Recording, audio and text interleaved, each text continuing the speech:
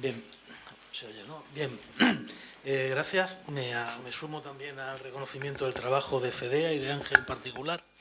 Y creo que mi primera reflexión pues tiene que reconocer que hay un trasfondo político de máxima magnitud que no está recogido aquí. Se podía haber, supongo que recogido en vuestro trabajo, plantearlo de manera paralela a lo que habéis hecho, pero es un trasfondo político de una trascendencia enorme, ¿no? Habéis dicho cosas o se han dicho cosas en alguna de las intervenciones previas de un calado extraordinario, ¿no? Como el hecho de que, bueno, como el tema de que hay que buscar soluciones técnicas porque existe un problema de aritmética en los votos que no facilita el llegar a acuerdo, ¿no? Esto es una cosa que a mí me descoloca un poquitín, ¿no?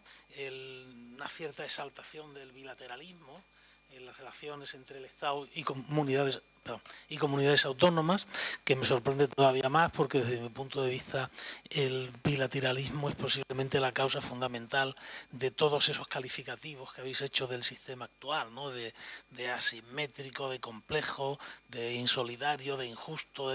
Yo creo que al final el origen de todos los problemas está en el planteamiento de mecanismos de bilateralidad en las relaciones entre comunidades y Estado, ¿no?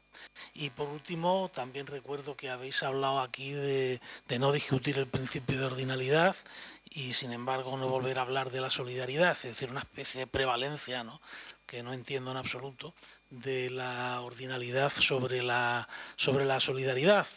Incluso se han hecho referencias a que algunas constituciones, no recogen la consistencia del principio de ordinalidad, pero sí están recogidos en otros mecanismos. Bueno, quizás convenga no olvidar que la solidaridad sí está recogida en la mayoría de las constituciones y en particular en la española, ¿no? Bueno, dicho esto, creo que la propuesta de Ángel sí que introduce un par de elementos de extraordinaria utilidad.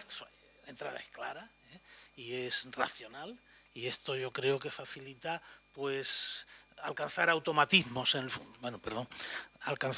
automatismos en el funcionamiento del sistema, por lo tanto dejar de lado esa discrecionalidad que ha caracterizado al sistema actual como consecuencia de la multitud de fondos incomprensibles que han estado ahí y que han dado lugar pues a esto que decía anteriormente de discrecionalidad, ¿no? Reconozco que propone una solución que avanza considerablemente en la dirección de una mayor autonomía fiscal, además una autonomía fiscal que coordina las autonomías sin intervención directa del Estado, y entiendo que conduce a una solución que permite superar, entiendo, si lo he interpretado bien, pues el actual mecanismo de entendimiento basado en la bilateralidad. Dicho esto, entiendo también que a tu pregunta de cómo desde Andalucía se vería este tema y también desde otras comunidades similares, hombre, pues entiendo que aquí no va a aceptarse una solución como la que proponéis, en la que una comunidad autónoma como la andaluza y alguna otra parecida a ella, pues recibe una financiación por habitante inferior a la media. Desde luego, no creo que Andalucía acepte la prevalencia del principio de ordinalidad sobre el de la solidaridad. Creo que en Andalucía y en otras comunidades, en algunas otras parecidas a Andalucía, esto no será aceptado, sino rechazado.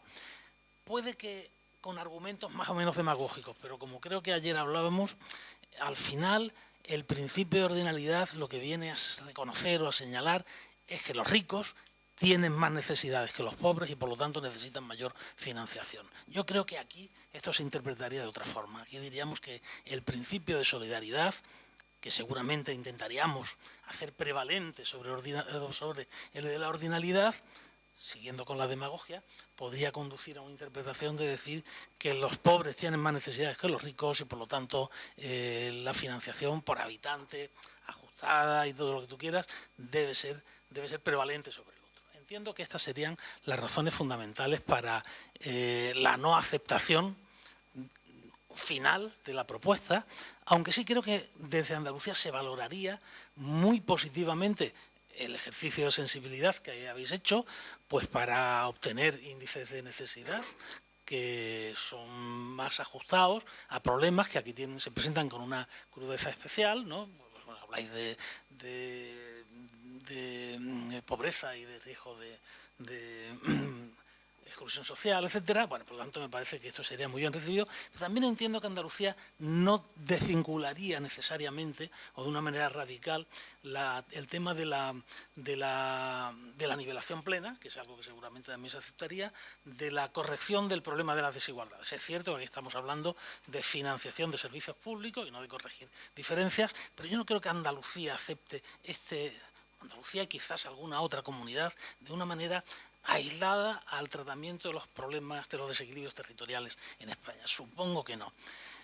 Y para terminar, además de las propuestas que parece que se han planteado, yo no termino de entender por qué no se considera la posibilidad de ceder plenamente el IVA y los impuestos especiales.